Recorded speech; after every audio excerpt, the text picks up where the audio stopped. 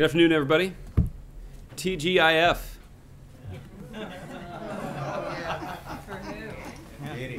Can you elaborate? Yeah. Please continue. This is the 5th of 5 briefings this week, so looking forward to completing this one. Jim, Editorial observation. I'm sorry? Rather savage editorial observation. I suspect that there are some who share that view, even on the other side of the podium here today. So we'll get started. Jim, I think this may be your a milestone today, right? Indeed it is. So, well, congratulations on your many years of service to the Associated Press.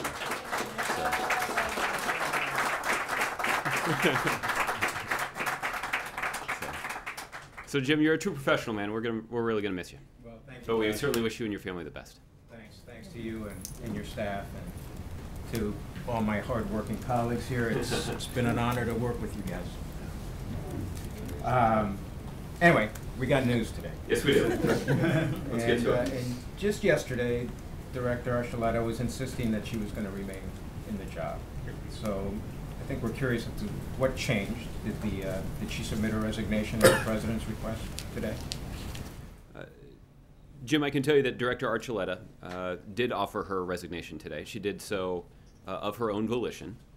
She recognizes, as the White House does, that the urgent challenges currently facing the Office of Personnel Management require a manager with a specialized set of skills and experiences. That's precisely why the President has accepted her resignation and assigned Beth Cobert to take on the responsibilities of the OPM Director on an acting basis. Some of you have had the opportunity to interact with Ms. Cobert. She has been serving in the administration for several years now, but prior to working in the administration, she spent 3 decades working as a management expert at McKinsey. She had experience working with a wide variety of public, private, and even nonprofit entities to make significant process improvements and enhance the broad deployment of new technology. And while serving at OMB in the senior role as the Chief Performance Officer and Deputy Director of Management at OMB, Ms. Cobert led the implementation of the President's management agenda to improve how government functions. And this involved overseeing offices related to government performance, government procurement, and financial management. So the President believes that she is, at least on an acting basis, is the right person for the job while we search for a permanent replacement for Director Archuleta. Do you think that the current leadership under Director Archuleta, does the President think that there was an actual failure under her leadership? Well, I think what the President thinks is that it's quite clear that that new leadership with a set of skills and experiences that are unique to the urgent challenges that OPM faces are badly needed. And that accounts for the acting director that the President has appointed. It certainly doesn't take away from or diminish Director Archuleta's service to the Office of Personnel Management. While she was there, she strengthened the use of evidence-based practices and data to drive human capital strategies.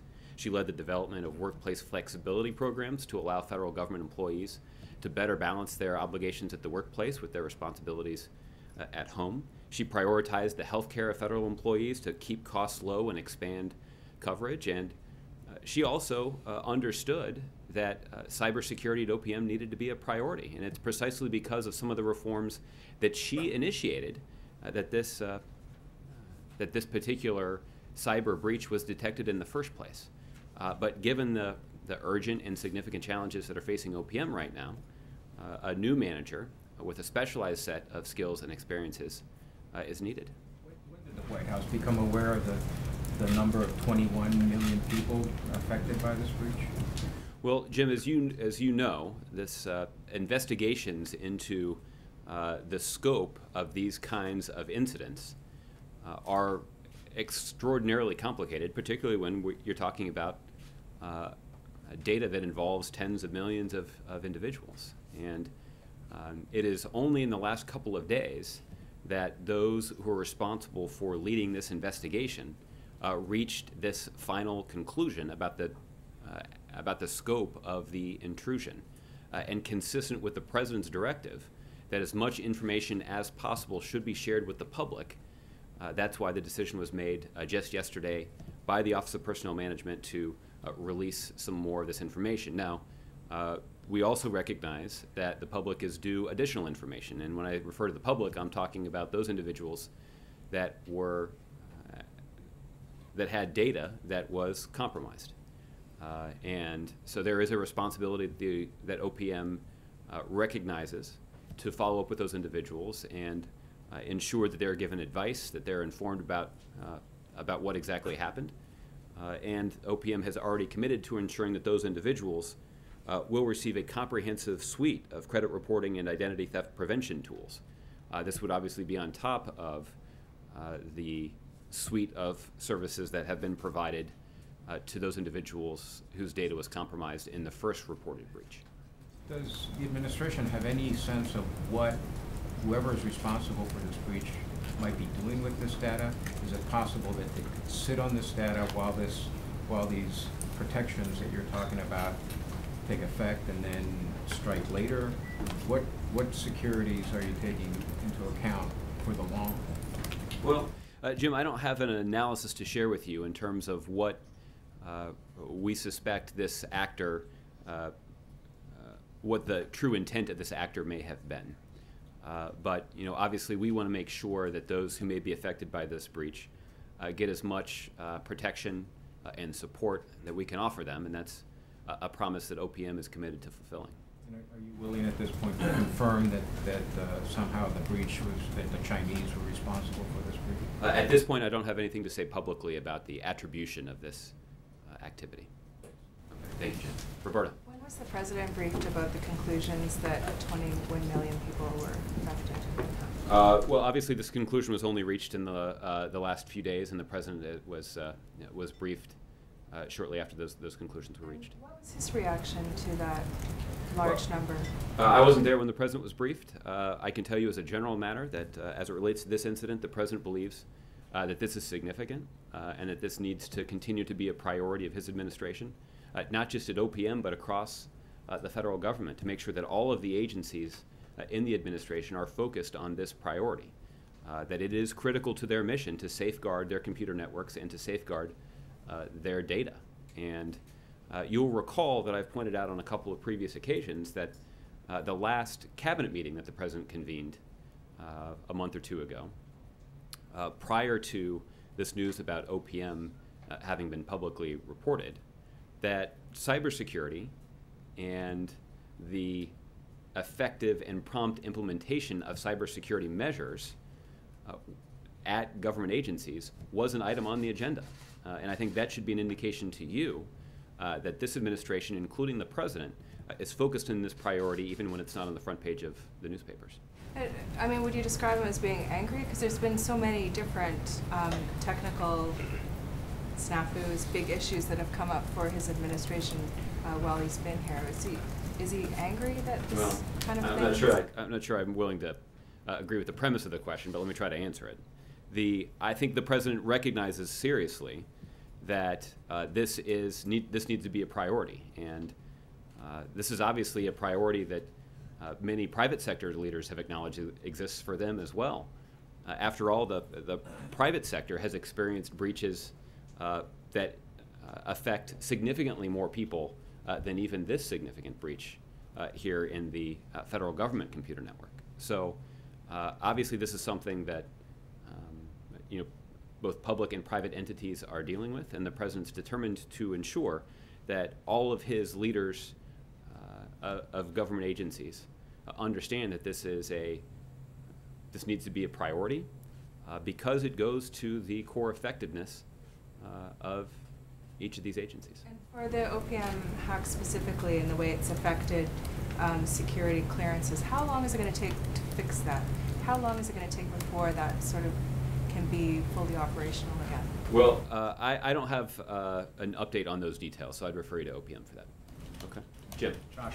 How do we know, yesterday during the conference call, then OPM Director Archuleta, I guess she's still the OPM Director till the end of today, correct, so that she believes that nobody's data has been compromised as of yet. How does OPM know that? How does the administration know that? Well, again, this is based on the work of our investigators, and as they have information to share about their investigation, then they'll share it. But I don't have new information to share from here. And last week, the Director of National Intelligence, James Clapper, said that China was a leading suspect, the leading suspect in the OPM hack. You're not going to suggest that the D&I director was talking out of school. What I'm going to suggest is that. What do you make of his comments? Well, again, I'd refer to his office for an explanation of his particular comments. I don't have any information to share here publicly about who may have been responsible for this incident. You're not saying that's wrong.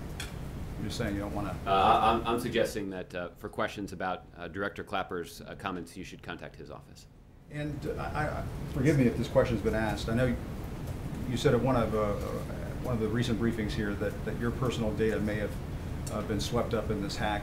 Do we know if the president's personal data has been swept up in this?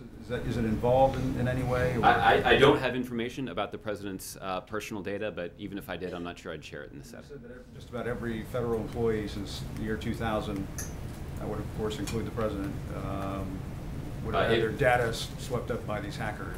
Yeah, again, I don't have any information about the president's personal data. And the FBI says that the background check system failed in denying Dylan Roof from buying a firearm before the Charleston shooting. I don't know if you're aware of that, or what do you make of that? What does it say about the state of the current firearms background check system? Well, what I know is I know that the FBI is continuing to investigate exactly what happened when it came to the purchase of the firearm by the suspect in the Charleston shooting. And so I don't have any additional information beyond what the FBI has already shared. And I'm going to decline much comment just because there is an ongoing investigation to determine what exactly happened. And I know the president tweeted, speaking of South Carolina, he tweeted about the Confederate flag coming down. Did he watch it? Were officials here watching that unfold on television? I don't know whether or not the president watched the flag come down or not. But obviously his message on Twitter is a pretty good indication of his reaction to it. And just to get back to OPM very quickly, what do you say to these 21 million people whose data has been potentially compromised? I guess it hasn't been violated yet, but they are all now in this very vulnerable position. That's a lot of people. And what is the White House message to all of those people, 21 million people? Well, certainly the administration feels a responsibility to communicate with them as best we can about what exactly has happened. That's why OPM has established a website with as much information as they could compile about this particular incident. They're in the process of building structures, both a call center as well as a mechanism for providing a whole suite of credit monitoring and identity theft protection tools. This would be a first step in trying to provide them the support and protection that they need. Obviously, we recognize the significance of this incident, and protecting the data of the federal government and of federal employees is a top priority, and I think that's why you've seen the Office of Personnel Management take a number of concrete steps to address this particular situation. I'm sorry, just before I let you go. Okay. Catherine Archuleta said on the conference call yesterday that she wanted to stay on to deal with this. Was there a subsequent conversation that changed all of that, or did she just decide later on last night or this morning that she wanted to go? I'm not aware of any subsequent conversations, but for questions about her decision to offer her resignation today, I'd refer you to her office. Okay, Julie. Thanks. Yesterday on the call, one of the officials said that this breach occurred when someone used a compromised credential, which obviously can't happen if you have two-factor authentication. Most people have that just on their email accounts, and it's standard practice to have that in most offices. How is it that that is not standard practice in the federal government? How long do you think it will take for that to happen? Because short of that, it seems likely that this could happen again many times over. I think one of the officials on the call said that some agencies have it 100%, but most agencies don't. Well, there is an ongoing effort by the Office of Management and Budget to conduct a rapid reassessment of the state of cybersecurity measures and accelerate the implementation of reforms that need to be adopted. One of those is two-factor authentication. And there are a number of agencies, I think as was referenced on the call, that have fully adopted those security measures. Those are, this two-factor authentication is a security measure that is becoming more and more common because of the risks that exist in cyberspace. And so implementing these reforms is something that the Office of Management and Budget is trying to accelerate all across the federal government. There's one other aspect of this that is important and is a relevant security-related reform, and that relates to the conduct of privileged users. There's some indication that that once the system was breached, that by using privileged access, that's what allowed these actors to do exactly what they did. So one of the things that our experts tell us is that it's important to limit the number of privileged users in a computer system. And I think this is something that is becoming more common across computer networks, both inside government and outside government. It's also important to think carefully about the capability that is given to those privileged users, and if their activity or capability can be limited in some way, that can often be a wise thing to do. The other thing is that it's possible and important to closely monitor the activity of privileged users, that maintaining logs about how often or how frequently they log in and log out, and maintaining a log of their activities is also another way to try to counter or at least limit this particular vulnerability. These policies around privileged users is also something that the federal government across agencies is seeking to implement. Again, because privileged users obviously do pose some vulnerability. Do you have an estimate as to how much it's going to cost to deal with I guess it's 22 million total people who are affected by this, all the credit monitoring and identity protection, and any potential liability that the government might bear for the misuse of their information? I don't have those numbers in front of me, but and I'm not sure that those numbers are available at this point. Once we're in a position to announce more details about the suite of services that can be provided to those whose data may have been compromised, we'll have some more information about the potential cost involved. Okay. Quickly on Iran, it's been announced that they're going to extend the joint plan of action through the weekend, through Monday, to give more time for the talks. Has a lot of people wondering, is there any scenario where, short of a deal, the negotiators will leave the table? So can you just give us an update of the president's thinking?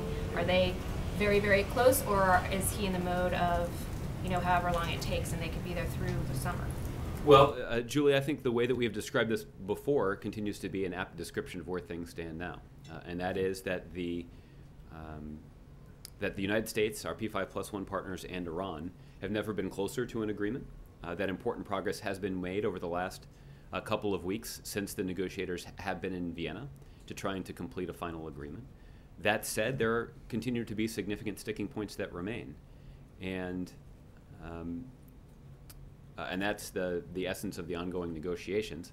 The president has indicated to his negotiating team that they should remain in Vienna and they should continue to negotiate as long as the talks continue to be useful.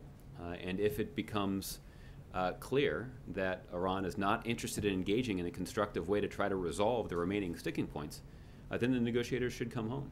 And that is essentially what's driving the timetable here. And it's not deadlines, it's the usefulness of ongoing conversations. Okay. April. Josh, on the OPM breach, what happens? Is there something in place that if personal information is accessed, you said it wasn't at this point, but if it is accessed, what kicks in from the federal government? What happens? Well, April, what the Office of Personnel Management is committed to doing is contacting those individuals whose data may have been compromised and offering them a suite of identity theft prevention and credit monitoring tools to try to to protect them from the improper use of their personal information. And this is a suite of tools that has not been provided yet, but they are working hard to to arrange that and to contact those individuals whose data may have been compromised. Realistically, if someone was able, or a group of people were able to break into that system, they may be able to break into someone's personal information. And if that happens, what kicks in? Is there a fingerprinting somewhat that you could possibly really find and pinpoint who did this if it is broken into someone's personal information? Well, April, there's an ongoing investigation to learn more about who precisely may have been responsible for this breach. I don't have any information about those investigative tools that are being used, but rest assured that's something that continues to consume the time and attention of a lot of cybersecurity experts. And on the Confederate flag, many people, to I guess include the president, noted the significance of it coming down today. But from sources on the Hill, they're saying that it's not over. What happened, what you talked about yesterday, how Republicans are still trying to make efforts to keep it on national park grounds. Is there a concern in this White House that this could come back up at some point soon? I think as a general matter, April, that the president was pretty direct when he talked about this in Charleston just 2 weeks ago. And I think the president was hopeful that the ongoing debate in this country would not just stop at the Confederate flag, but would actually continue into a debate and discussion about policies that can make our country more fair. And that's where the president hopes that the debate will continue to move. You were very strong in your statement yesterday, basically condemning the Republicans on the Hill about trying to reverse the amendment about the National Park Service. Again, there's concern on the Hill from Democrats that Republicans are still wanting to do this and try to make it happen. Is there concern in this White House that they're going to do that again? You spoke so eloquently and so strongly yesterday. I'm asking you, is there a concern today about them trying to come back and do it again? Well, again, I think that this will obviously be a decision for Republicans to make, and I do think that the decision that they make will give the country a lot of insight into the values and priorities and agenda that party promotes. Okay, Olivia. Thanks, Josh. In OPM's public remarks and in yours, there's been an understandable emphasis on the identity theft component of the breach at OPM, but there's obviously a national security component here too. I'm wondering whether the president has ordered any kind of special review to assess the extent of the damage to America's national security, and hoping against hope that you might be able to give us a sense of how many current or former intelligence or military officials have been compromised. I think, Olivier, for obvious reasons, that's not information I would be willing to share here. I'm not aware of any specific national security review that is being conducted. Obviously, there are assessments that are done all the time about the safety and security of the country and those individuals who put themselves in harm's way to try to protect the country. At the same time, there is an interagency 90-day review that the president has ordered. This is a review that is chaired by the Office of Management and Budget. It includes the Office of Personnel Management as well as the Director of National Intelligence and a wide range of national security and law enforcement agencies. The goal of this 90-day review is to take a look at a wide range of policy questions that related to cybersecurity and the defenses that are erected to protect the federal government's computer networks. There obviously are significant national security implications for doing that, and that is a review that's underway and will last for another 90 days and will be something that will be considered carefully for its impact on the country's national security. When did the president order that review? That was a review that I don't know exactly when this started. We can get you the start of the 90-day clock, if you will. That would definitely be helpful. And then I think Julie got to this a little bit, but I want to try it a little differently. OPM and the federal government more broadly is offering all these remedies, identity theft protection. There is stress counseling being offered to people whose information was hoovered up. What's the price tag on that? And wouldn't we have been better off spending the money on cybersecurity before this all happened than on this remedy? Well, again, as I mentioned to Julie, at this point, I don't have a price tag to share with you. I will say that when it comes to the effective and judicious use of taxpayer dollars, the administration has long advocated to make sure that our agencies are properly funded so that all of the priorities that they have can be met. And right now there is a vigorous debate on Capitol Hill among Republicans who want to slash government funding and slash funding for agencies that will necessarily have an impact on a wide variety of priorities that these agencies confront, including basic cybersecurity. And so this will be, I would anticipate that this will be part of that budget debate that's already occurring up in Congress right now. One last one, it's nowhere near the top of the agenda when it comes to the OPM hack, but out of personal curiosity, I underwent a background check to get my hard pass to get into the White House. Am I going to get one of those letters?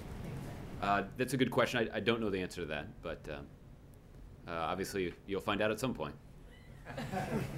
Susan. My question is basically when will the people who had their information hacked find out? My first question. And when will former military, is this applied to former military too? And how do you locate these people? Is there a timeline on when people are going to find out if their information has been breached or not? Well, Susan, they're working very diligently. We're obviously talking about a large number, and this is a complex investigation, but they are working diligently to determine whose data may have exactly been compromised. And then there will be an effort after that to locate those individuals and communicate to them the risk that they face and communicate to them the kind of assistance and protections that the federal government can provide to mitigate that risk. So is there no idea of when that will occur right now, in weeks or months? At this point, I don't have a deadline to provide you. Obviously, that's something that we're working very aggressively to meet. Well, let me just say it this way, that there is an understanding that promptly notifying those individuals whose data may have been compromised is a top priority of the investigation, and so that is something that they're very focused on. And once we begin notifying people, then we'll obviously be able to let all of you know as well. One more question on the Steinle death. You have been criticized for not reacting, not even saying it's a tragedy before you refer it to DHS, us, the reporters for information. Can you start over with your question? I didn't catch the beginning. The Steinle death in San Francisco. Oh, okay. I'm wondering if the White House feels like this is a tragedy, if there needs to be a call to action on this, and whether there needs to be something done. You had characterized it as, at one point, reporters interpreted that you characterized it as the House Republicans were to blame for killing immigration reform, and that was her death you were sort of blaming that her death on House Republicans. First of all, you feel like this is a tragedy and it needs a call to action, and is that a right characterization? Did you blame her death on House Republicans? I did not. It's not the first time I think that my remarks have been unfairly characterized, but I don't lose a lot of sleep over that. Obviously, the president has spoken in very compelling terms about gun violence and spoken out, I think, quite persuasively about the need for action to be taken in this country to reduce gun violence. And there are some common sense steps that can be taken to reduce gun violence. And the fact is, there are some steps that Congress could take right now that have the strong support of the American people, that even have the strong support of gun owners in this country. But Congress has resisted taking some of those common sense steps that would not undermine the constitutional rights of law-abiding Americans, but could have the positive impact of keeping guns out of the hands of criminals or others who shouldn't be able to get their hands on them. Well, a lot of people are saying that this is a call to action on immigration, and the president did act on immigration reform, something that Republicans didn't do. That is also a fact. An ICE official testified earlier this week that it was not just that he blamed San Francisco for the lack of abiding by their detainer request, but he also said that their policy at ICE is to go after all the criminal warrants they can against an illegal immigrant before they act to deport him or her. So I'm wondering, is that a bureaucratic crack that can be fixed? Is that something that the administration can do something about right now? Well, I haven't seen the claims of that particular ICE official. I can tell you that what the policy is that the president put in place back in November. And this is a policy that ensures that our limited government resources, our limited law enforcement resources, these law enforcement resources are even further limited because Republicans failed to take action on comprehensive immigration reform in the Congress that would have made a historic investment in border security. That being said, the president's policy is to make sure that we're focusing our limited law enforcement resources on criminals, on those who pose a threat, a public safety threat, on those who pose a national security threat, that those should be the priority for deportation ahead of focusing on splitting up families. Before, but in this case, is there something that needs to be done in light of this case? Obviously, who's to blame for this case? Yeah, again, Susan, I guess there are a lot of people who are eager to assign blame. I think we're eager to try and find some solutions, and unfortunately, those solutions. Well, certainly one thing that would help would be comprehensive immigration reform legislation. We have bipartisan comprehensive immigration reform legislation that passed the Senate, and it was blocked by the House of Representatives, by Republicans in the House, for purely political reasons. And that does not represent blaming them for a tragic death that obviously occurred, but it is blaming them for putting their own political interests and ambitions ahead of the public safety and national security of the United States. They do it frequently, and it is appalling and offensive. Should be done right now in sanctuary cities. Well, Susan, again, I've said this before too, but the fact is, as a part of the package of executive actions that the president announced back in November, was the creation of the Priority Enforcement Program. And this does significantly improve the ability of the federal government and federal law enforcement agencies to cooperate with local law enforcement agencies to make sure that we are focusing our investigative and law enforcement resources on criminals and on those who pose a threat to communities. And again, that is something that the president had to do because common sense reforms were blocked by Republicans in the House of Representatives. Again, that's where the president's priority lies, and we're going to continue to urge Congress to take that common sense step that is clearly in the best interest of our economy. It would reduce the deficit. It obviously would have a positive impact on public safety, but in the minds of House Republicans, I guess their own political personal interest trumps all that. Thank you, Cheryl. Of possible bipartisanship. Secretary Liu, Treasury Secretary Liu this morning was talking about working with Paul Ryan on international tax reform to help pay for highway funding. I'm wondering, are those new negotiations or have they been going on for a while? And has the White House put a timeline or any direction on those talks? Well, Cheryl, the White House officials and Secretary Liu principally have been engaged in conversations for quite some time with House Republicans about the possibility of pursuing tax reform. The idea that the administration has focused on is this idea of using some elements of tax reform to close loopholes that only benefit the wealthy and well-connected, and use some of the revenue that's generated by those loophole closings to invest in infrastructure that we all benefit from. That would have a positive impact on our economy. It would have a positive impact on economic growth, and it would have a positive impact on job creation. And that is a principle that this administration has strongly advocated for. We've also put forward a detailed proposal for making progress in that area. Republicans have not signed on to that proposal, unsurprisingly. But there has been an indication from some Republicans that at least in principle, at least the concept of closing some tax loopholes and using revenue to invest in infrastructure is something that they have indicated an openness to at least considering. And that's been the foundation of conversations between Democrats and Republicans on Capitol Hill, but also between Republican leaders in Congress and senior economic officials in the administration. So then you're not seeing a breakthrough today by any stretch. It's just more. Unfortunately, I don't have any breakthroughs to announce today. Believe me, if I did, I would be doing it. Margaret.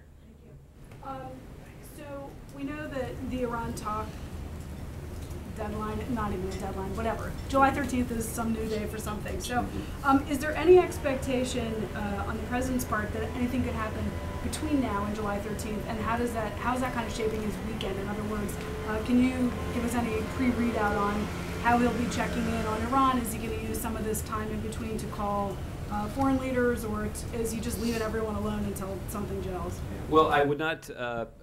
I'm not aware of any calls with foreign leaders related to this particular matter that are already on the president's schedule for the weekend.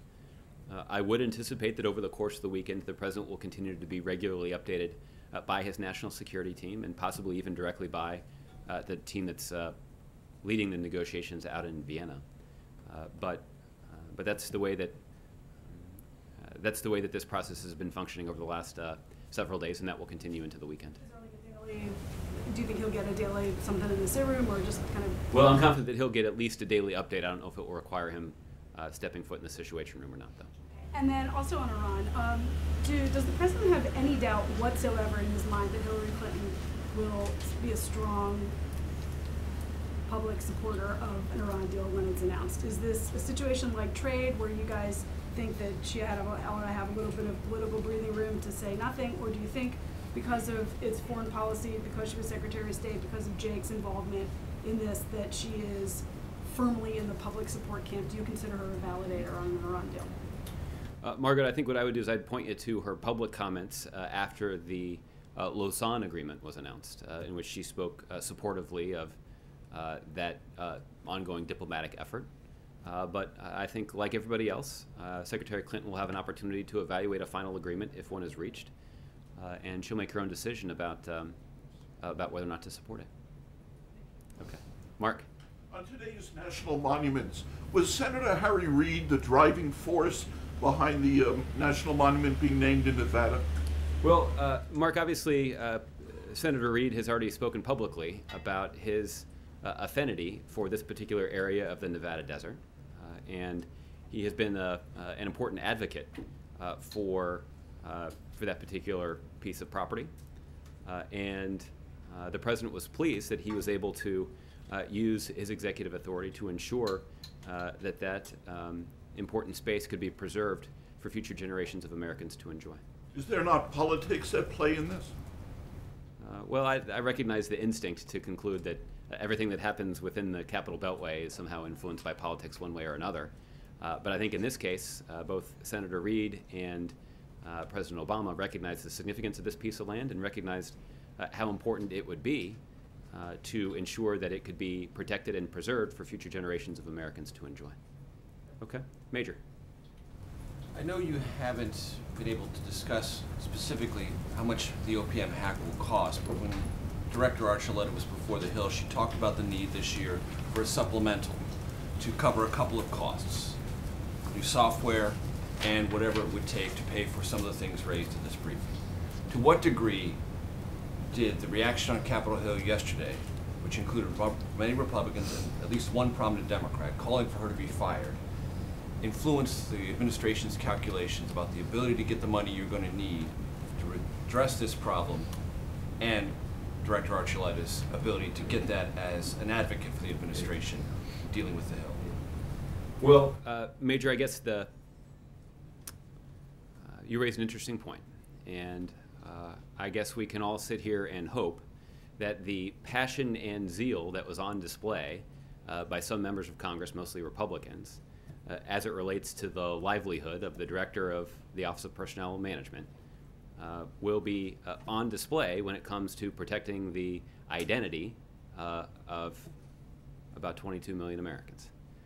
And if that requires additional resources, both to protect the system or to ensure that these individuals can be afforded the identity theft protection and credit monitoring that they should get, then we'll certainly look forward to the strong bipartisan support that it should have. The President or the Director come to the conclusion that it would be much harder, if not impossible, to have those conversations if she remained at the head of OPM? Well, I'm not aware of a discussion along those specific lines. The President's due to deliver a significant speech Tuesday in Philadelphia at the NAACP. Considering the context of the moment, would you suggest to us this is something where the President intends to drive the same message in the same way, or a new message in a different way? Well, Major, let me answer your question this way. Next week, the President will underscore the administration's focus on the need to reform and improve America's criminal justice system. On Tuesday, as you point out, at the 106th NAACP Annual Convention in Philadelphia, the President will outline the unfairness in much of our criminal justice system, highlight bipartisan ideas for reform, and lay out his own ideas to make our justice system fairer, smarter, and more cost-effective while keeping the American people safe and secure. On Wednesday, the President will travel to the Choctaw Nation of Oklahoma to deliver remarks about expanding economic opportunity for everybody. And then the President will continue his focus on criminal justice reform on Thursday by making the first visit by a sitting U.S. President to a federal prison, the El Reno prison outside of Oklahoma City. And while there, the President will meet with law enforcement officials and inmates and conduct an interview with Vice for a documentary that will air in the fall about the realities of our criminal justice system. And so that will be the focus of the President's public events next week. And obviously, the speech that he'll deliver at the NAACP will be a focal point. And so that will be less about the arc of racial relations in the country the last 2 or 3 years and much more about this specific issue, this policy issue of criminal justice. Yeah, the criminal justice reform will be the focus of his remarks there. What are the administration's attitudes so far based on what it's heard in the last 48 hours between the European Union and Greece? You'd indicated earlier this week that you thought there might be a landing spot. It appears they're moving in that direction. What's the overall assessment you have? Well, at this point, we have seen, and we certainly welcome, the proposal that was put on the table by Greece. It is something that's currently being considered by their creditors. We have said for quite some time now that the solution or the resolution to Greece's financial challenges is a package of reforms and financing that will put Greece back on the path of economic growth and debt sustainability. Doing so would allow Greece to remain part of Europe's currency union, and that's something that we believe is, or that the Greeks have articulated is in their interest. Bones now, I'm just trying to get your sense of what you think of it. Obviously this will be something for Greece and their creditors to evaluate, and we are just pleased to see that. We're pleased to see that that Greece has taken the step of putting forward a specific proposal, but it's one that their creditors will have to evaluate. Okay, Alexis. Josh, can I follow up on your discussion about the President's schedule next week?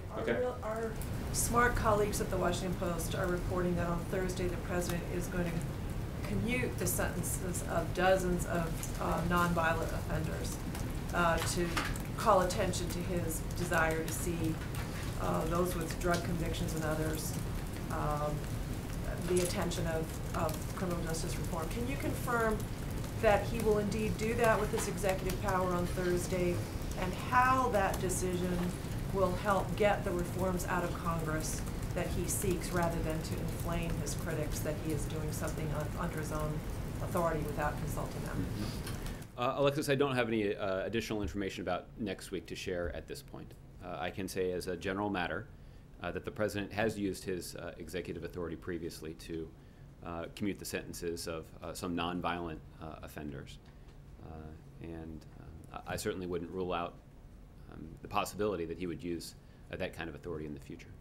But I guess let me finish by saying that that is certainly not a replacement for the kind of broad-based criminal justice reform that the President believes is necessary and that enjoys some bipartisan support on Capitol Hill. And the President is committed to working in bipartisan fashion to make progress on legislation that would do far more to bring fairness and more justice to our criminal justice system than the President can do on his own. Can you just comment on why you're hesitant to respond to this, since it's been reported? They clearly have lots of details in the Post. I mean, you can't comment on this? You know the answers. Well, I'm certainly not going to make any announcements about the exercise of presidential authority prior to the President making a decision to exercise that authority. That's never happened before? I don't know if it's ever happened before, but it's certainly not going to happen in this instance. Ah. Jim. Josh, even on my colleague's last day, you didn't really answer his question about Why would his last day be different than his first day? So use me however you want. So with that, and he's not leaving until you do. So let me try one more time. I think it's fair, if, especially to the 22 million people who have had their identities compromised, and certainly to the other Americans who are interested in this, that the White House tell them whether or not they believe this was a failure in management.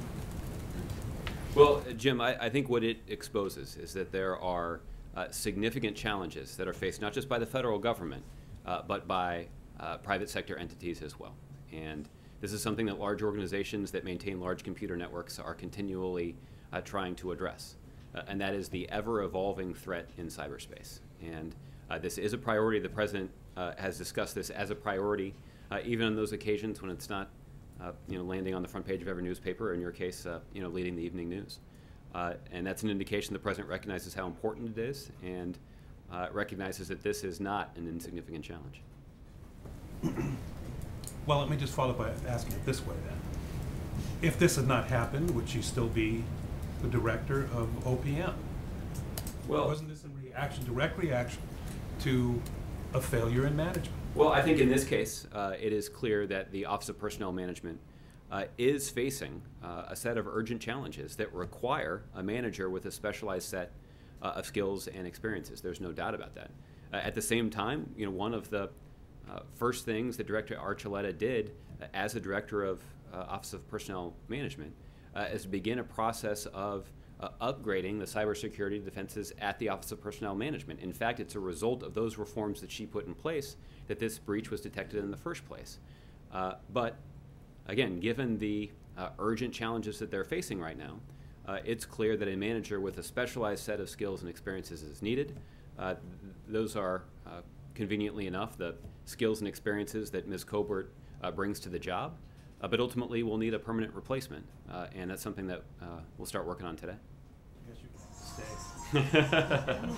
If I could just, one more on Iran, if I could. The Iranians seem to be saying, a lot of noise today. Really? Just trying to raise the degree of difficulty of this briefing, I guess, right? Distractions. Tomatoes. The Iranians seem to be saying that, among other things, that the allies, the P5+1, are not united in their requests of Iran. And I know that you don't want to get into details about the negotiations, but can you tell us whether or not there is one message coming from this group to the Iranians, or are there different contingencies and constituencies in this negotiating group? Well, I think let me answer that in a couple of ways. The first is, obviously, we're talking about when it comes to the P5+1, we're talking about 6 different entities here, right? The European Union and several other countries, and so there are these are sovereign countries with their own view.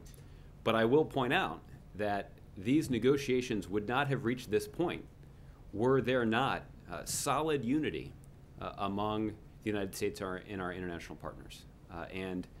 The truth is, this is the kind of unity and unanimity of opinion that didn't exist when President Obama took office. You'll recall in 2009, in early 2009, Iran was on the march and making significant progress toward developing a nuclear weapon, and the international community was fractured in their response, was flummoxed in terms of how to confront this urgent challenge.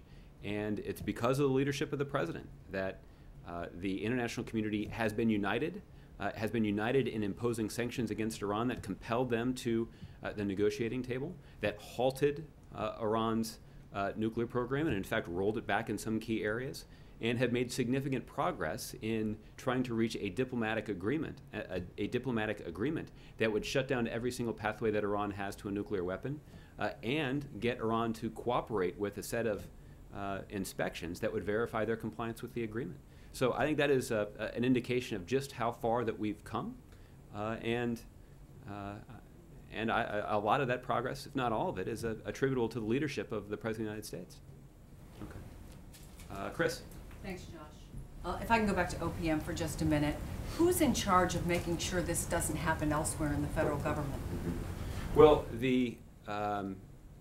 what I would say is that there are a couple of OMB initiatives that are charged with doing that. And the first is this, what I think that they're calling their cyber sprint. And this is the effort to rapidly reassess the cybersecurity at federal agencies across the administration. And this is where they're considering the two-factor authentication implementation. This is where they're considering the privileged user thing that I was talking about with Julie, making sure that they're limiting the number of privileged users and limiting the capability of those privileged users where appropriate, monitoring the activities of those privileged users to try to prevent this kind of thing from happening again. But those kinds of common sense steps are things that the OMB is leading a review to determine where those kinds of steps have not yet been implemented and holding agencies accountable for implementing them in short order. There also is this broader 90-day report that is being convened by OMB. Again, the Department of, the DNI, the Director of National Intelligence, and the Office of Personnel Management are involved in this broader 90-day review. They're being assisted by a range of national security and law enforcement agencies to take a broader look at a wide range of key policy questions that relate to information security and cybersecurity. And again, that's an indication that this is a priority. The other indication I can give you is that, the fact that, or one example, one illustration of how this is a priority is that at the previous cabinet meeting that was convened by the President of the United States, cybersecurity was at the top of the agenda.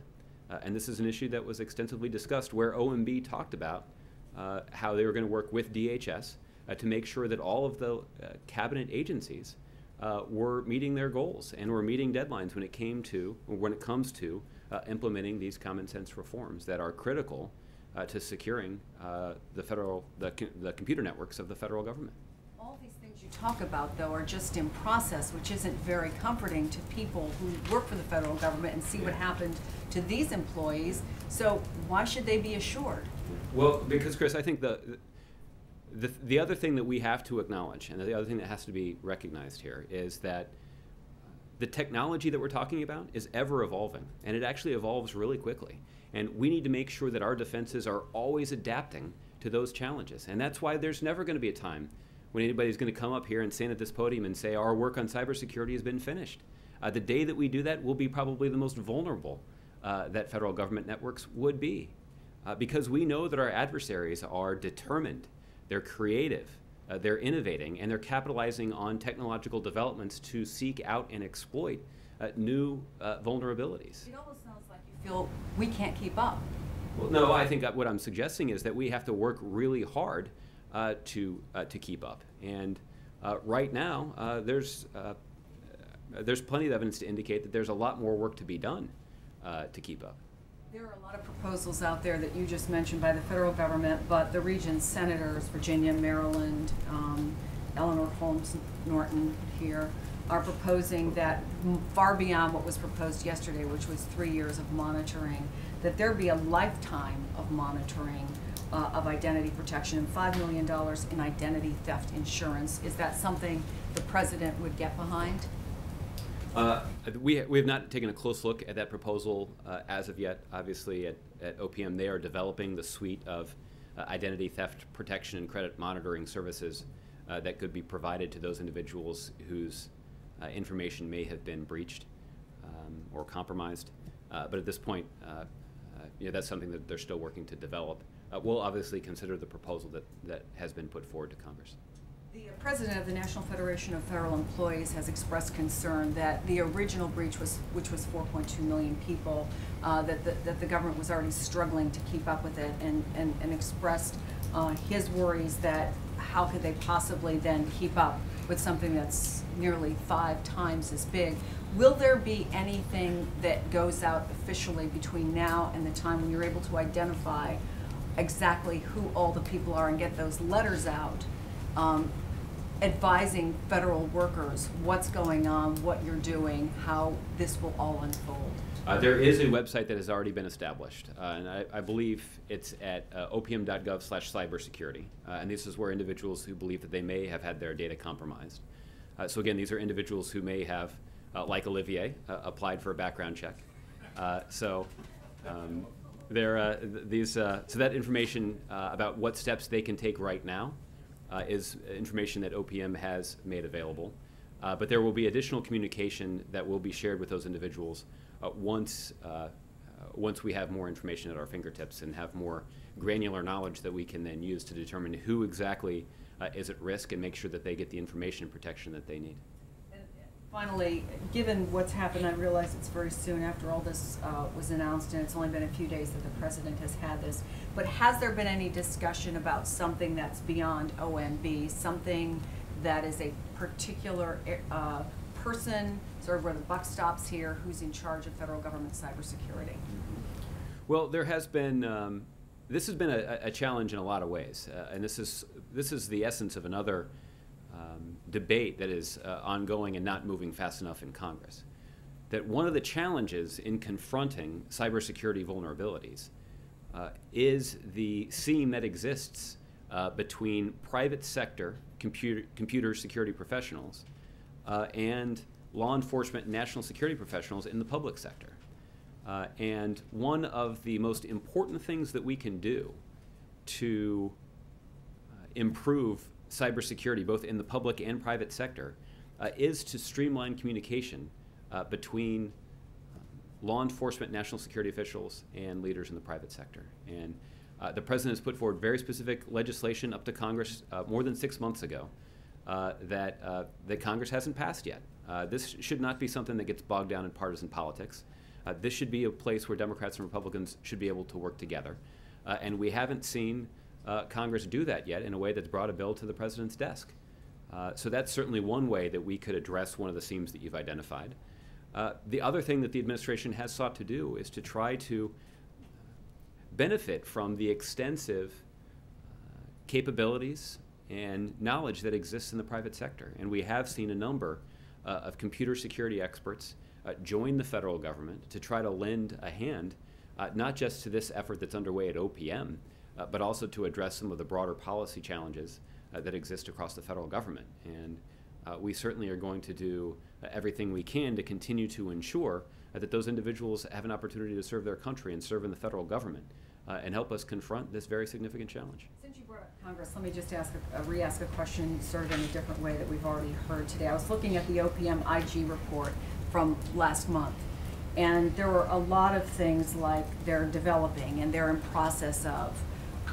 They're among the findings that OPM didn't even maintain a comprehensive inventory of servers. How did it get to this point?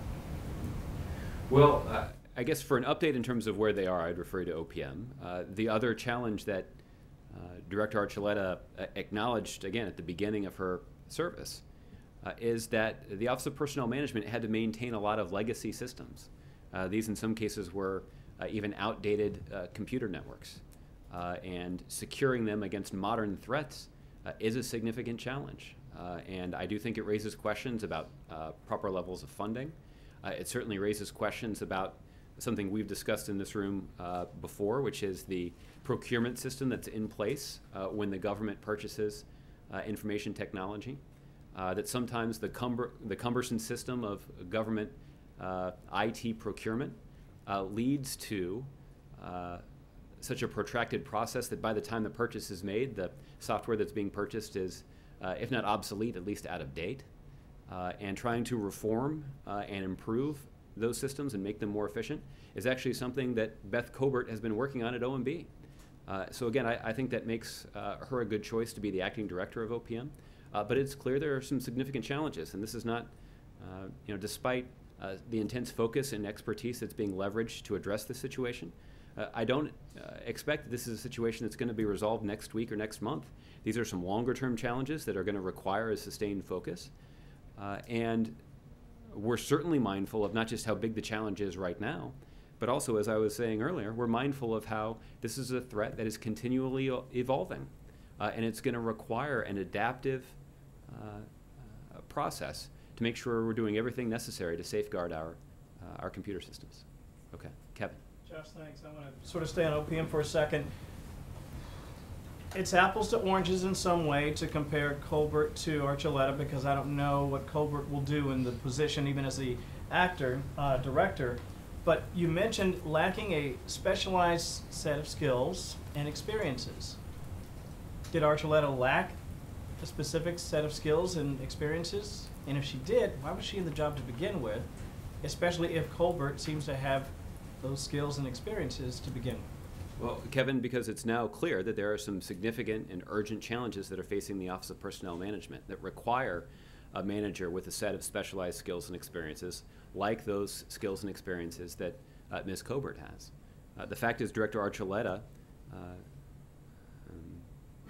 was an effective director of OPM because she did strengthen the use of evidence-based practices and data to drive human capital strategies. She led development of workplace flexibility programs. She prioritized the health care of federal government employees. She developed and implemented targeted strategies to increase diversity and inclusion across the federal government. And even though she doesn't have a particular expertise when it comes to cybersecurity, she did commence a review of cybersecurity and the implementation of cybersecurity reforms at OPM that led to the eventual detection of the intrusion that we're now discussing. So again, the President accepted Director Archuleta's resignation today and decided that Ms. Colbert is the appropriate person to lead the Office of Personnel Management. But that should not in any way diminish the service of Director Archuleta. Did the President call Director Archuleta? Director Archuleta came to the White House and offered her resignation in person this morning. Is there a punishment mechanism for a country or a group of actors that did breach the OPM? Well, Kevin, for a long time this was a significant policy question, and there were concerns that had been raised that there wasn't an effective mechanism for responding to these kinds of incidents. But because of an executive action that the President announced in early April of this year, he designated authority to the Secretary of Treasury to impose financial sanctions against individuals or entities that either carry out nefarious cyber activity or benefit from it. And that does mean the President and the Secretary of Treasury do have new tools that they can use to either respond to these incidents and to make clear just how seriously the United States considers these kinds of breaches. That said, I don't want to suggest that there's anything in the works to prepare that kind of response to this particular situation. As we've talked about in this room as it relates to other situations, we often, for good reason, don't talk a lot in advance about the possible use of financial sanctions, principally because it could allow the individuals or the entities that are being sanctioned to take steps that would allow them to evade that penalty. So I don't want to speculate on possible responses at this point, but it is true that the President and the Secretary of the Treasury now have new authorities that they can use to respond to these kinds of situations because of the executive action that the President announced back in early April. A couple more. On the NAACP speech, is the President of the opinion that restoring voting rights for felons is a good idea? Well, I think this will certainly be something that's discussed in the context of criminal justice reform, and there is a strong argument that some have made about how once an individual has paid their debt to society, that those voting rights should be restored. And I know that there is bipartisan support for a policy like that. And that is something the President would support? I have to admit, Kevin, I don't recall if the President has spoken about this publicly, but we can certainly get you an answer on it. Okay, finally, General Dunford was saying that Russia is the biggest threat to the U.S. in his opinion, and this is a man that you said yesterday obviously has spent a lot of time thinking about these issues, and he has his opinion. You also said it's not necessarily conclusive among the national security team that they feel the same way, but I'm just curious, given his experience and given the trust that the President has placed in him and the belief in his skill set, does it not make sense then that his opinion carries a great deal of weight and that the President probably should consider it strongly? Well, the President certainly will do that once we're hopeful that based on General Dunford's decades of experience in the United States military and his extensive and distinguished service to the country and his strong performance before Congress yesterday, that he'll be confirmed in bipartisan fashion by the United States Senate. And once General Dunford joins the team, if he's confirmed, I am confident that his views and his opinion and his insight and his experience will factor heavily in the President's decision-making when it comes to national security. But the President has some other distinguished members of his national security team that also have opinions that are worth listening to. You do know that Mitt Romney agreed, or actually said before the general, that Russia is the #1 threat for this country. Yeah. I may have heard something about that. Was Mitt right? Or is the general wrong? Well, again, you'd have to ask them. But the fact is, as I mentioned yesterday, I think I'm not aware of any sort of specific or comprehensive analysis that's been done by the president's national security team that's arrived at that conclusion. But obviously, when dealing with Russia, particularly over the last couple of years since the election, where we have seen Russia start to ramp up their destabilizing activities, particularly in Ukraine, we've been very mindful of that threat, and the president has played an important leading role in presenting a united front in confronting Russia for their destabilizing activities. Okay, Rebecca. Thanks, Josh. Following up on Kevin's question on OPM, what do you expect Ms. Cobert will be able to accomplish in her new role? Well, she certainly will be responsible for implementing many of the reforms that OPM has announced in the last couple of days. And I'd refer you to OPM for a more comprehensive set of those reforms. There is an effort underway at OPM to draw on the knowledge and expertise of IT experts inside the federal government, but also computer security experts outside the federal government. And as a management expert, I would expect that Ms. Cobert would be well positioned to bring that expertise from a variety of sources together to focus it on the significant challenges that are being faced by OPM right now, and trying to move out quickly to implement many of the reforms that they suggest. OPM Press Secretary Sam Schumacher said this morning that OPM doesn't yet have a contractor to provide this suite of services, this credit monitoring, identity theft protection that they promised to these individuals whose personal information has been compromised. Have they found one yet? As of the information as of this morning is the latest that I have as well. White House. Oh, go ahead. I'm confident that once they have entered into a contract like this, they'll begin the steps of notifying individuals of the protections that are available to them, and I'm sure we'll have a conversation with all of you about that as well. Is the White House concerned that they don't yet have a contractor for these 21 million people? Well, obviously they're going to work quickly, but I also think it's important for them to make sure that they're choosing the right contractor with a strong record of performance to do this job right. All right. Luis, I'll give you the last one, then we'll go to the week ahead. Thanks, Josh. Back to Iran. Can you tell us what is the president's thinking at this time on what does he believe the consequences will be if no final deal is reached at this stage? And I also want to ask you, does the president have plans to attend the reopening of the Cuban embassy in Washington? As it relates to the Iran talks, I'm not going to speculate about possible outcomes at this point. The one thing I'll remind you is that the administration has indicated that all of the options remain on the table for ensuring that Iran does not obtain a nuclear weapon. What we're pursuing right now is a diplomatic opportunity that exists. The president believes it is the best way for us to prevent Iran from obtaining a nuclear weapon, and that's what our negotiators are working assiduously to succeed in doing. I don't have any scheduling announcements as it relates to the president's travel. I believe that the embassy opening is scheduled for the third week in July, I believe, but I don't have any scheduling updates to provide at this point. Okay, let's do the week ahead, and then I'll let you all get started on your weekend. On Monday, the president will deliver remarks at the 2015 White House Conference on Aging. The White House has held a conference on aging each decade since the 1960s to identify and advance actions to improve the quality of life for older Americans.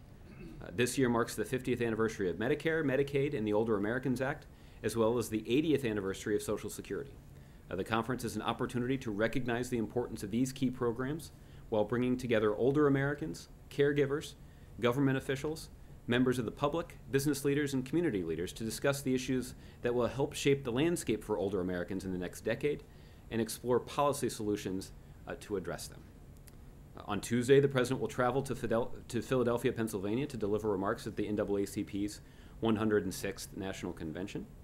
We'll have some additional details about the president's travel available in coming days. As I mentioned, on Wednesday, the president will travel to Durant, Oklahoma, where he will visit the Choctaw Nation of Oklahoma and deliver remarks on expanding economic opportunity. The President will then spend the night in Oklahoma. On Thursday, the President will continue his focus on criminal justice reform by making the first visit by a sitting President to a federal prison, the El Reno Federal Prison. The formal name is the El Reno Federal Correctional Institution, located just outside of Oklahoma City. As I mentioned earlier, while there, the President will meet with law enforcement officials and inmates and conduct an interview for a Vice documentary that will air in the fall about the realities of our criminal justice system. Further details on the President's travel to Oklahoma will be available in coming days. I would expect that the President will return to Washington on Thursday night. And the President's schedule for Friday is still a little up in the air, but we'll get you more details on that next week. So, I'm sorry? You left out the commuting sentences part on Thursday. No, I didn't. All right, guys, have a great weekend. Friday and Saturday? This Friday and Saturday? Next Friday and Saturday. I don't have anything that far ahead yet at this point. So, I don't have anything at this point. Okay. Thanks, Thanks, guys. Have a good weekend.